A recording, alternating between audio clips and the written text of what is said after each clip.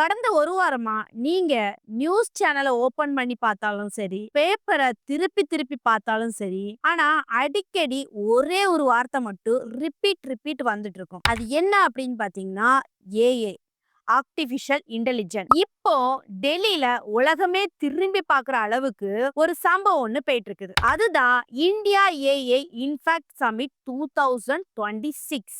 America, France போன்ற பெரிய பெரிய நாடுகள்ல இருக்கிற தலைவர்கள் இப்போ இந்தியால குமிஞ்சிருக்காங்க. அது மட்டும் இல்லாம கூகுள், மைக்ரோசாஃப்ட் ஓனர்கள் எல்லாருமே இப்போ டெல்லியில இருக்கிறாங்க. எதுக்கு இப்போ இவ்ளோ பெரிய மீட்டிங்? இந்த ஏஐ நம்மளுடைய வாழ்க்கைய மாத்த போகுதா? இல்லனா நம்மளுடைய வேலை எல்லாத்தையுமே காலி பண்ண போகுதா? இப்போ டெல்லியில இந்த ஏஐ மாநாட்டுல இன்னைக்கு என்னலாம் பேசியிருக்கிறாங்க? இந்த ஏஐனால நமக்கு என்ன நஷ்டம்? என்ன லாபம்? இதெல்லாம் பத்தி தான் ஃபுல் டீட்டெயிலா பார்க்க போறோம். நான் உங்க ஜெசோனா. இந்த வீடியோக்குள்ள போறதுக்கு முன்னாடி இந்த வீடியோ பத்தின கருத்து ஏதாவது உங்களுக்கு இருந்துச்சுன்னா தாராளமா கமெண்ட்ல சொல்லுங்க.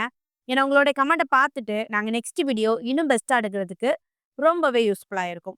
வாங்க வீடியோக்குள்ள போய் பார்த்து தெரிஞ்சுக்கலாம். ஃபர்ஸ்ட் என்ன அப்படின்னு பாத்தீங்கன்னா, இந்த ஏஐ மாநாடு எப்பதுல இருந்து எப்ப வரைக்கும் நடக்கும் அப்படின்னு பாத்தீங்கன்னா, பிப்ரவரி 16 தொடங்கி பிப்ரவரி 20ஆம் தேதிக்கு தான் இந்த ஏஐ மாநாடு முடிவடைகிறது. சரியா? கரெக்டா எங்க வச்சு நடக்குதுன்னா, புதுடெல்லி பாரத் மண்டபத்துல வச்சு நடக்குது. இந்த ஏஐ மீட்டிங்க என்ன காரணத்தினால நடத்துறாங்க அப்படிங்கிற மாதிரி பார்த்தோம் அப்படின்னு பாத்தீங்கன்னா, அதாவது ஒரே ஒரு விஷயத்துக்காக தான் இந்த மீட்டிங்க பண்ணியிருக்காங்க. என்ன அப்படின்னு பாத்தீங்கன்னா, ஏஐ ஃபார் ஆல். உங்களுக்கு புரியும்படி சொல்லணும் அப்படின்னு பாத்தீங்கன்னா, இந்த ஏஐய பெரிய பெரிய பணக்காரர்கள், பெரிய பெரிய கம்பெனிகள் மட்டுமே பயன்படுத்தக்கூடாது. இந்த ஏஐய விவசாயங்கள், கிராமப்புறங்கள்ல எல்லாருமே பயன்படுத்தணும். இதனால என்ன யூஸ் எல்லாமே சொல்லி கொடுக்கறதுக்காக தான் இந்த மிகப்பெரிய ஏஐ மாநாட அரேஞ்ச் பண்ணிருக்காங்க. அதுக்காக தான் பிப்ரவரி 16ல இருந்து பிப்ரவரி 20ஆம் தேதி வரைக்கும் நடக்கும் அப்படிங்கிற மாதிரி சொல்லியிருக்காங்க. அதுவும் உலக நாடுகள்ல இருக்கிற தலைவர்களும், மைக்ரோசாஃப்ட், கூகுளோட ஓனர்களும் எல்லாருமே இதுல கலந்துக்கிட்டாங்க. சரி, இந்த ஏஐனால நமக்கு என்ன நன்மை அப்படிங்கிற மாதிரி பார்த்தோம்னா, முக்கியமா கிராமப்புறங்களை எடுத்துக்கிட்டோம் அப்படின்னு பாத்தீங்கன்னா, விவசாயம் பத்தி பாக்குறோம்.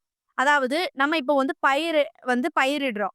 அப்போ என்ன ஆகுதுன்னா, ஒரு பயிர்ல பூச்சி ஏதாவது வருது, பூச்சிக்கடி அந்த பயிர் சேதமாகுது அப்படின்னு பாத்தீங்கன்னா, உடனே விவசாய மக்கள் வேளாண் சார்ந்த துறையில உள்ள நபரை தேடி தான் ஓடி போவாங்க. ஐயா, நாங்க இப்படி பயிர் போட்டோம். எங்க பயிர் இப்படி நாசமாயிட்டு பாருங்க என்னாச்சு? இந்த மண் வளம் எதனால கெட்டு போச்சு? பூச்சி எப்படி வருது? அப்படிங்கிற மாதிரி அவங்க போய் இப்ப கேட்கணும். அவங்க என்னன்னு பார்த்து ஆராய்ச்சி பண்ணி அதுக்கப்புறம் தான் அவங்க சொல்லுவாங்க. சரியா? ஆனா இனி இந்த ஏஐ வந்துச்சுன்னா நமக்கு ரொம்பவே யூஸ்ஃபுல்லா இருக்கும். என்ன அப்படின்னு பாத்தீங்கன்னா, இப்ப பயிரிடுறாங்க. உடனே ஒரு மாதிரி பூச்சிக்கடி மாதிரி வருது. அதை ஏஐ கிட்ட கேட்கலாம். எப்படி கேட்கலாம்னா, அத மொபைல் போனும் வச்சு போட்டோ எடுத்து ஏஐ கிட்ட கேட்கலாம். அதாவது நான் பயிரிட்டேன், இது பண்ணி இந்த பூச்சி வந்திருக்குது. இந்த பூச்சி எதனால வருது? இந்த பூச்சி போறதுக்கு என்ன பண்ணணும்? பயிர் ஒழுங்கா விளையறதுக்கு என்ன பண்ணணும்? அப்படிங்கிற மாதிரி டீட்டெயிலா கேட்டா மட்டும் போதும். ஒரே ஒரு போட்டோல மொத்தமா அத ஏஐ நமக்கு என்னென்ன யூஸ், எவ்வளவு பயிர் போட்டீங்க, அது மட்டும் இல்லாம எவ்வளோ பூச்சி கொல்றதுக்கு மருந்து அடிக்கணும், அந்த மருந்தோட அளவு உட்பட எல்லாமே விவசாய மக்களுக்கு அந்த ஏஐ சொல்லி கொடுத்துரும். இதனால நமக்கு விவசாய மக்களுக்கு மோஸ்ட்லி ஏஐ ரொம்பவே பயன்ஃபுல்லா இருக்கும் அப்படிங்கிற மாதிரி தான் சொல்லி ஆகணும். சரி, அடுத்ததாட்டு மருத்துவத்துக்கு ரொம்பவே பயன்படும் இந்த ஏஐ. அதாவது கிராமப்புறங்களும் சரி, மத்த இடங்களும் சரி, மருத்துவ உதவிக்கு ரொம்பவே யூஸ்ஃபுல்லா இருக்கும். என்ன அப்படின்னு பார்த்தீங்கன்னா, இப்போ நீங்க ஒரு ஹாஸ்பிட்டல் போறீங்க. அங்க போய் டேப்லெட்டோ, சிரப்போ ஏதாவது வாங்கிட்டு வந்துட்டீங்க. ஆனா டாக்டர் சொன்னது சுத்தமா ஞாபகம் இல்ல. மறந்துடுச்சு. இனி என்ன பண்ணணும்? டாக்டர பார்த்து ஓடணும் அப்படிங்கிற மாரி அவசியம் கிடையாது. இந்த ஏஐ இருக்கிறதுனால, இந்த டேப்லெட்ஸோ, இந்த டானிக்கோ எதா இருந்தாலும் ஒரு ஃபோட்டோ போட்டுச்சு. ஆனா ஏஐட்ட கேட்கலாம். இந்த மருந்து எதுக்கு பயன்படுது? இதனால நமக்கு என்ன யூஸ்? அப்படிங்கிற மாரி எல்லாமே டீட்டெயில் கேட்டுக்கலாம். அந்த ஏஐ சொல்லிரும். அது மட்டும் இல்லாம, நம்மள்ட்ட அதிகமா மாத்திரைகள் இருக்குது. குழந்தைகளுக்கு குடுக்கணும் எதுன்னு தெரியாது. பெரியவங்களுக்கு குடுக்கணும் எதுவும் தெரியாது. அப்பவும் ஃபோட்டோ எடுத்து கேட்டுக்கலாம் ஏஐ கிட்ட. அதாவது இது பெரியவங்க பயன்படுத்துறதா, சின்னவங்க பயன்படுத்துறதா சொல்லும்போது, அந்த மாத்திரைய அது கேப்சர் பண்ணி அந்த ஏஐ இல்ல இது சின்னவங்க பயன்படுத்துறது தான். இது பெரியவங்க பயன்படுத்துறது தான். அப்படிங்கிற மாதிரி அந்த ஏஐ ஈஸியா சொல்லிரும். சரி, குறிப்பா இன்னொரு விஷயம் என்ன அப்படின்னு பார்த்தீங்கன்னா, இந்த ஏஐ வந்து உடம்புல கேன்சர் நோய் இருக்குது அப்படின்னா கூட அது ஓப்பனா சொல்லிருமாம். அப்படிப்பட்ட ஒரு டெக்னாலஜி பூர்வமா இருக்குது இந்த ஏஐ. சரி, இது மட்டுமா அப்படிங்கிற மாரி பார்த்தீங்கன்னா, சமையல். அதாவது சமையல் தெரியாதவங்க வந்து நெறைய பேர் இருப்பீங்க. கண்டிப்பா எல்லாத்துக்குமே சமையல் தெரியும் அப்படிங்கிற மாரி சொல்ல முடியாது. தெரியாதவங்களும் ஒரு சிலவங்க இருக்கிறாங்க. அவங்களுக்கு சமைக்கணும், நம்ம ரொம்ப டேஸ்டியா சமைக்கணும், என்ன பண்ணணும் அப்படிங்கிற மாதிரி ஒரு குழப்பத்திலே இருப்பீங்க. இந்த ஏஐ இருக்கிறதுனால ரொம்பவே டேஸ்டியா சமைக்கலாம் அப்படிங்கிற மாரி தான் சொல்லி ஆகணும். அதாவது இந்த ஏஐ கிட்ட உலகத்திலேயே ரொம்ப டேஸ்டியான உணவு எனக்கு சமைக்கணும். அந்த உணவு என்ன? அத ரெசிபி சொல்லுன்னு சொன்னா, அந்த ஏஐ என்ன பண்ணிரும், எல்லாமே ஸ்டெப் பை ஸ்டெப்பா சொல்லும். சரி, இதையும் போக சமையல் குறிப்புன்னு சொல்லிட்டு நீங்க கேட்குறீங்க. என்கிட்ட உள்ளி, தக்காளி, முட்டை இவ்வளவு தான் இருக்குது. இத வச்சு ரொம்ப டேஸ்டியா என்ன பண்ணணும்? அப்படிங்கிற மாரி கேட்டாலும், அந்த ஏஐ அத வச்சு என்னலாம் பண்ணலாம் அப்படிங்கிற மாதிரி ஒரு டேஸ்டியான உணவ சொல்லிரும். அத பண்ணி பாருங்க. கண்டிப்பா சமையலுக்கு ரொம்பவே யூஸ்ஃபுல்லா இருக்கும் அப்படிங்கிற மாரி தான் சொல்லியாகணும். சரி, அடுத்ததாட்டு இந்த ஏஐனால நமக்கு இன்னும் என்ன பெஸ்ட் அப்படின்னு பார்த்தீங்கன்னா, மொழி. அதாவது பொதுவா நமக்கு வந்து தமிழ் லாங்குவேஜ் வந்து அதிகமா தெரியும். ஆங்கிலத்துல பேசுறது, அதாவது ஆங்கிலம் தெரியாதுன்னு வச்சுக்கோங்களேன். ஒருத்தங்க நம்மள்ட்ட வந்து ஆங்கிலம் பேசுறாங்க. அப்ப நமக்கு சுத்தமா புரியாது. இந்த ஏஐ மூலமா அவங்க ஆங்கிலம் பேசுறத நம்ம தமிழாட்டு தெரிஞ்சுக்கலாம். அதே மாதிரி ஆங்கிலம் பேசுறவங்களுக்கு வந்து தமிழ் தெரியாது. அவங்களுக்கு என்ன யூஸ் அப்படின்னு பார்த்தீங்கன்னா, நம்ம தமிழ்ல பேசுறத அவங்க வந்து ஆங்கிலத்துல என்ன பேசுறாங்க அப்படிங்கிற மாதிரி அவங்களுடைய வேர்ட்ஸ வந்து கத்துக்கலாம். அதே மாதிரி ஹிந்தி, மலையாளம் இப்படிங்கிற மாதிரி நெறைய விஷயங்கள் இருக்குது இந்த ஏஐனால. மொழி எடுத்துக்கிட்டோம் அப்படின்னு பார்த்தீங்கன்னா, ஏஐ மூலமா நெறைய லாங்குவேஜையும் கத்துக்கலாம். சரியா? அந்த அளவுக்கு டெக்னாலஜி அதுல இருக்குது. கல்வி. கல்விக்கு ரொம்பவே ஏஐ யூஸ்ஃபுல்லா இருக்கும் அப்படிங்கிற மாரி தான் சொல்லியாகணும். ஏன் அப்படின்னு பார்த்தீங்கன்னா, அந்த காலகட்டத்தில டெக்னாலஜி பூர்வம் அதிகமா கிடையாது. அப்போ வந்து ஒரு ஹிஸ்டரி சம்மந்தமா ஒரு வேர்ட் தான் சொல்லுவாங்க. ஒரு தலைவர பத்தி எடுக்கணும் அப்படின்னு பார்த்தீங்கன்னா, நெறைய சோர்ஸ் தேடணும். அதாவது அந்த புக், இந்த புக் அப்படிங்கிற மாதிரி லைப்ரரில போய் எல்லாமே தேடி கண்டுபிடிச்சா தான், அந்த தலைவரோட டீட்டெயில் எல்லாமே நம்ம வந்து கண்டுபிடிக்க முடியும். சரியா? அதே மாதிரி இப்போ உள்ள டெக்னாலஜி பூர்வமா ஏஐ வராத காலகட்டத்தில சரியா? அப்பவுமே டச் செல்லாம் இருக்கும்போது, நம்ம வந்து விக்கிபீடியா, யூடியூப் அப்படிங்கிற மாதிரி நெறைய இன்டர்நெட்ல போய் தேடுனா மட்டும் தான் நம்ம வந்து தலைவர பத்தி எடுக்க முடியும். ஆனா இந்த ஏஐ வந்ததுக்கு அப்புறவு ரொம்பவே சிம்பிள். அதாவது இப்போ நீங்க திருவள்ளுவர் பத்தி எடுக்கணும் அப்படிங்கிற மாரி நெனைக்கிறீங்க. இந்த ஏஐ கிட்ட போய் எனக்கு திருவள்ளுவர் ஹிஸ்டரி அப்படிங்கிற மாரி கேட்டாலுமே, மொத்தமா அது எடுத்து தந்துரும். சரி, திருவள்ளுவரோட குறள், அவரு எழுதின குறள் அவ்வளோ எனக்கு வேணும். ஆங்கிலத்தில வேணும். அப்ப தமிழ்லயே வேணும் அப்படிங்கிற மாரி கேட்டாலுமே, அது மொத்தமா அவர் எத்தன குறள் எழுதியிருந்தாரோ, அத்தன குறளுமே அந்த ஏஐ வந்து தந்துரும். இதனால நமக்கு என்ன அப்படின்னு பார்த்தீங்கன்னா, கல்விக்கு படிக்கிறதுக்கு ரொம்பவே ஸ்மால் டைம் தான் ஆகும். நல்ல டெக்னாலஜி பூர்வமா இருக்கிறதுனால, நம்மள சீக்கிரமா படிச்சிரலாம் அப்படிங்கிற மாரி தான் சொல்லியாகணும். இன்னொன்னு என்ன அப்படின்னு பார்த்தீங்கன்னா, மீனவர்களுக்கு ரொம்பவே யூஸ்ஃபுல்லா இருக்கும் அப்படிங்கிற மாரி தான் சொல்லியாகணும். என்ன அப்படின்னு பார்த்தீங்கன்னா, அ முன்னாடி வந்து மீனவர்கள் மீன் பிடிக்க போணும்னா நியூஸ் சேனல பார்க்கணும். இன்னைக்கு புயல் இருக்குதா? இல்லன்னா காத்து எந்த அளவுக்கு இருக்கு அப்படிங்கிற மாரி நியூஸ் சேனல் தேடிட்டு இருக்கணும். இனி மீனவர்கள் வந்து நியூஸ் சேனல் தேடணும் அப்படிங்கிறது கிடையாது. இந்த ஏஐ இருந்தாலே போதும். அவங்கள்ட்ட கேட்டுக்கலாம். இந்த ஏஐ மூலமா அதாவது இன்னைக்கு கடல் காற்று எப்படி இருக்குது? இன்னைக்கு வந்து புயல் உருவாகுமா? அது மட்டும் இல்லாம, கடலோட அலைகள் எப்படி இருக்கும்? இன்னைக்கு மீன் பிடிக்க போலாமா? அப்படிங்கிற மாதிரி ஏஐ கிட்ட கேட்டாலே, அந்த ஏஐ எல்லா டீட்டெயிலுமும் சொல்லிரும். அதுக்கப்புறம் வந்து ஜாலியா மீனவர்கள் மீன் பிடிக்க போலாம். இதனால அவங்களுக்கு எந்த உயிருக்கும் ஆபத்து ஏற்படாது. இந்த ஏஐ இருக்கிறதுனால. இந்த ஏஐனால நன்மைகள் மட்டும் தான் இருக்குதா? தீமைகள் கிடையாதா? அப்படிங்கிற மாதிரி நீங்க கேட்கலாம். இந்த ஏஐனால தீமைகளும் இருக்குது. அது என்ன அப்படின்னு பார்த்தீங்கன்னா, ஃபர்ஸ்ட் டீப் ஃபேக். அதாவது ரீசென்ட்டா நீங்க நெறைய சோசியல் மீடியால வந்து பார்த்திருப்பீங்க. ஒரு ஆக்டரோட ஃபேஸ வச்சு தவறுதலா யூஸ் பண்றது. அது மட்டும் இல்லாம, இப்போ ஒரு அரசியல் கட்சி தலைவர் ஒண்ணு பேசுறாருன்னா, வேற மாதிரி இது பண்ணி அவரு பேசாத வேர்ட கூட அவங்க வந்து ஒரிஜினலா பேசுனது மாரி கிரியேட் பண்ணி போடுறது.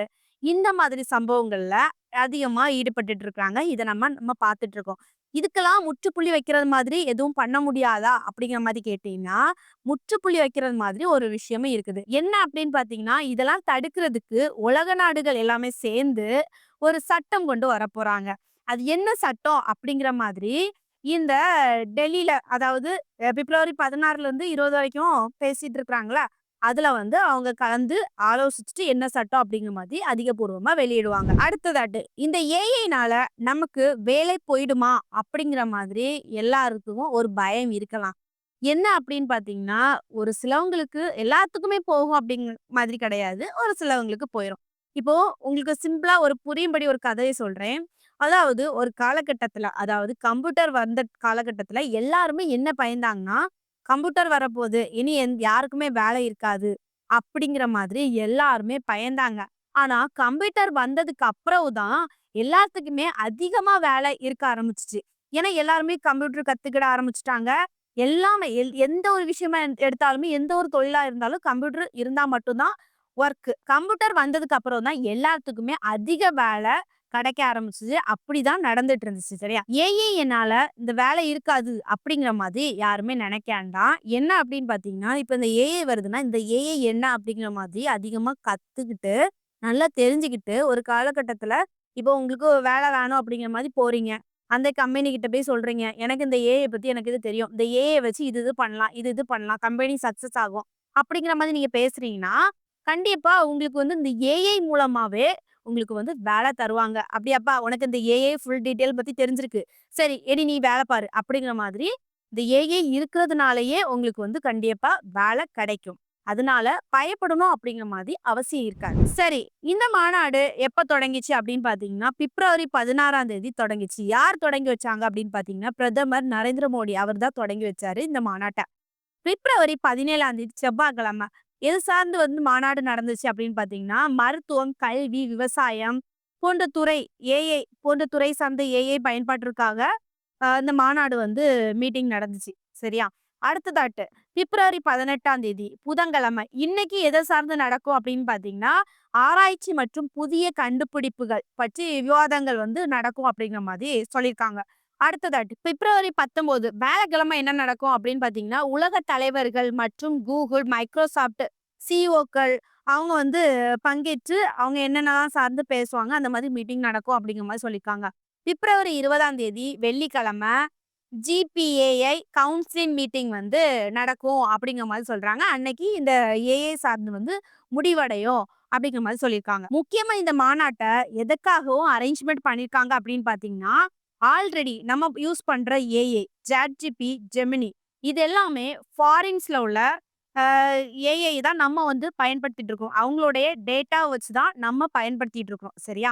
ஆனா, இனி வந்து இந்த மாநாடு நடத்துறாங்கல்ல, மாநாட்டிலேயே வந்து அவங்க பேசுவாங்க. என்ன அப்படின்னு பார்த்தீங்கன்னா, சொந்தமா இந்தியாவுக்குன்னு ஒரு ஏஐய வந்து உருவாக்குறதுக்காக, நம்ம டேட்டாவ வச்சு உருவாக்கணும் அப்படிங்கிறதுக்காக, இந்த மாநாட்ல பேசுறதுக்காக இந்த அரேஞ்ச்மென்ட் பண்ணியிருக்காங்க அப்படிங்கிற மாரி சொல்லிட்டு இருக்காங்க. சரியா? அதாவது இன்னும் உங்களுக்கு விளக்கமா சொல்லணும் அப்படின்னு பார்த்தீங்கன்னா, அதிகமா ChatGPT, Gemini நம்ம யூஸ் பண்ணிட்டு இருக்கோம். ஃபாரின்ஸ்ல உள்ளது அந்த ஏஐ. அதிகமா ஃபாரின்ஸ்ல உள்ள டீட்டெயில்ஸ மட்டும் கேட்டோம்னா, ரொம்பவே டீட்டெயிலா சொல்லி தந்துரும். அதாவது ஆங்கிலத்துல ஒரு விஷயத்த கேட்கிறோம் அப்படின்னு பார்த்தீங்கன்னா, கரெக்ட்டா சொல்லும். அதே தமிழ்ல வந்து கேட்கிறோம்னா, அது சின்ன சின்ன மிஸ்டேக்ஸ வந்து பண்ணும். ஏன்னா, அவங்க ஃபாரின்ஸ்ல வந்து உருவாக்கப்பட்ட ஏஐ. அந்த ஏஐக்கு ஃபாரின்ஸ்ல உள்ள ஏரியாக்கள் வந்து அத்துப்பொடியா தெரியும். தமிழ்நாட்டுல அதாவது இந்தியால என்ன நடக்குது அப்படிங்கிற மாதிரி கேட்டோம்னா, அதுக்கு தெரியாது. அதுக்காகவே இந்த ஏஐய இந்தியால அப்கிரேட் பண்ணணும் அப்படிங்கிற மாதிரி பிளான் எடுத்திருக்காங்க. சரியா? அவங்க எடுத்த முடிவு என்ன பொறுத்தவரைக்கும் கரெக்ட் அப்படிங்கிற மாரி தான் சொல்லுவேன்.